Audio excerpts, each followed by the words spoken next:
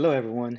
Last week we spoke about emotional biases and prejudices that would affect our ability to see the situation clearer and could also affect our decision making process. When our perspective becomes skewed, the solution will always be temporary and will cause more harm because we will need to make it right in the future, or life and the universe will force us to make it right in the future. Plus, it will also have its negative effect in our internal homeostasis and on people around us, especially those we love. And I don't want that happening to you. That's why I'm doing this. I want you to learn from my mistakes. My example in last week's video implied those consequences, such as the movie Mission, where two priests under similar values made two different options or choices. Let's do a deeper examination to understand where right path could start than going into a cul-de-sac or a dead end. When the solution is right, it will only need to have minor adjustment when we encounter those bumps in our journey. Last week, we ended the session with a list of values, emotions, and principles. I ask you to deeply examine yourself and choose the top 25 that applies when everything is high, emotional high, adversity is right there in front of you, and you need to make a decision. I think they're still on the video on my top right. What do I mean? Let me give you an example. I'd love to eat a lot. I'd love to eat. I do love to eat a lot. There's my BFF, food. I'd love to eat healthier, lose weight, and maintain balance. But I know I need to be committed to achieve it. That means I need to understand and accept that there will be pain, sacrifices, consequences. But those are short term and such as moodiness and other emotional ups and downs. The value I will use to succeed are determination, patience, calmness, and faith. When I say faith, I mean faith in myself, faith in my vision, and faith in God, not church, which is a human institution that have their human flaws. So forgive me for for the Catholic Church, which I am, and everything else. Um, my faith is in God, not the church. After the third day, I can guarantee you those values will not be my primary values, especially if my commitment and faith are not that strong. When I'm tired and craving my Nutella and my favorite Ben & Jerry ice cream, I would likely be moody and snap on someone spending more than 1 minute with me. Unfortunately, that happened before, and I regret it very much. Or I will likely be impatient in my daily activities because my body knows there's an imbalance and trying to get back to the old ways. So that's something we need to keep in mind. My body does not understand that the long term has a reward that are well worth it and less consequences overall, especially when the path we choose is right in all aspects. Now let's look at the next exercise. It's not the value or emotions you want to espouse and permanently exercise, but the ones we use when adversity is in front of us and our emotions are high. In essence, we are complying to the situation. Remember, we're trying to determine our biases and prejudices so that we can better achieve the right choice, right decision, or the right path, or all of the above. Also consider these two quotes from two individuals who value success through commitment, not compliance to the situation or emotional need. Whoever, this first quote, whosoever desires constant success must change his conduct with times. That's Machiavelli.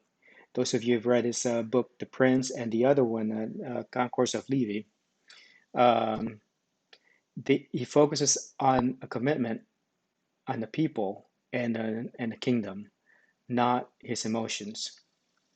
And here's the second quote. The greatest danger in times of turbulence is not the turbulence. It is the act with yesterday's logic. That's Peter Drucker. It's an Australian-born business leader. Now, keep that in mind. It's yesterday. He talks about we're making decisions based on our experience yesterday and our emotions yesterday. So we need to focus on commitment for tomorrow, our vision of a better future for us. the right, better future, mind you, not what our emotional desire for a better future, because that could deceive us. And I can talk to you more about that in a different setting. I'm not saying they were right in how they lived their lives, but they both understood the basic foundation of a decision-making process. Now, using these 25 items you picked, let's change the scenario. You just receive a court order. You are being evicted and you have 2 hours to leave your house because the bank stated they haven't been getting your payments for the last 4 months and they gave you multiple warnings. You don't have time to prove it because the bank already sold your house to a corporation. Which top 10 values, emotions, principles would be the forefront on your reaction or response? Now, this actually happens in my family. My grandparents experienced this, bless their souls. As tough as my grandpa was, he became so hopeless at that moment and couldn't really make a decision. I'm glad my extended family were nearby and I organized the response. And it was deliberate, not dynamic, deliberate. So it was not emotional, it was based on the values and principles we needed to accomplish. And they are, bless their souls, they were happy. The family was happier thereafter. But again, that's a different settings, and I'll be happy to talk to you more about that. Now, I'll pause for now to give you a chance to examine yourself.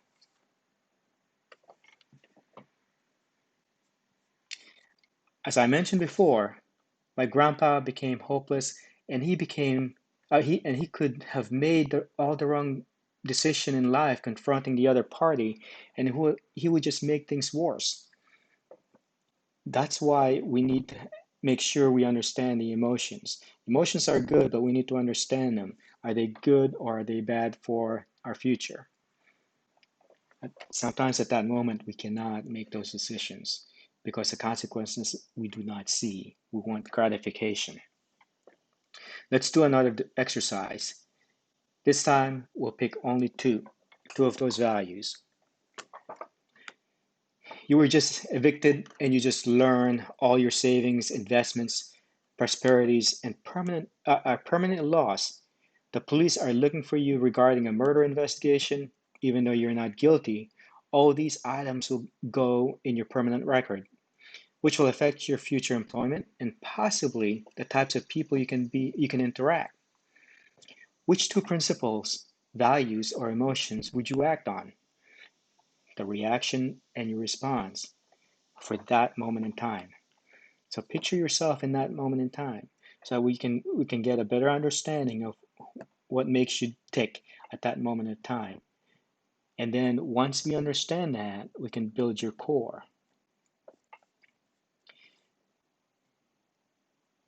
So hopefully you pick those two values. I hope this gave you a better understanding of yourself. We just completed the emotional bias prejudice part of the basic critical thinking scenarios.